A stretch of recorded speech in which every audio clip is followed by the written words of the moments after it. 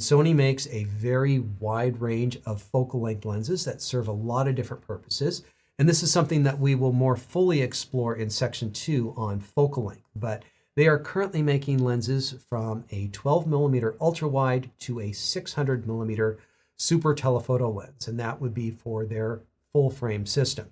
Now, when you get into their E series of lenses, we're going to be able to do those same angles of view for the most part with a different set of focal length lenses. Now, it doesn't quite do the exact same when you get to the actual lenses available, but they are available in one manner of speaking or another. And if you're kind of wondering, well, exactly where does that fit on my camera and what focal lengths do they stand for? Well, of course, that is going to be in the PDF that comes with the class. So you can see these categories and learn them very, very easily. Now, I love comparing different lenses to see what you can get with different lenses from the same point of view.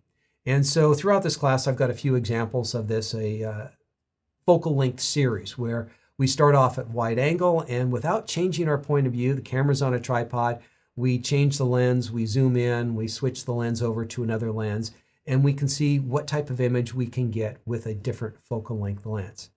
And this goes back to the versatility of photography that I love, is being able to change the lens. You can tremendously change what type of photo that you're going to get. And so having a collection of lenses is absolutely critical when I go out and shoot photos.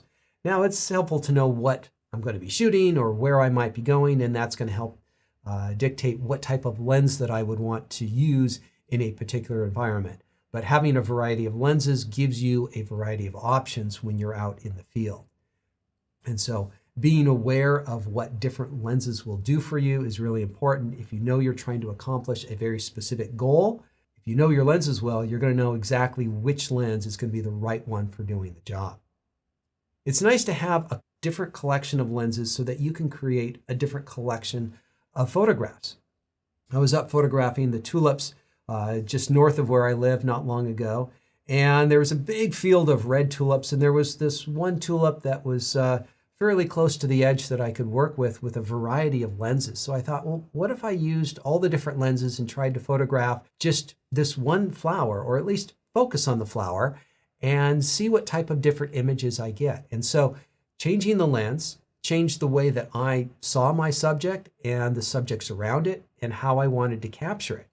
And so when you change a lens, you are changing your perspective and how you see the world. And that's going to change the photograph that you get in the end.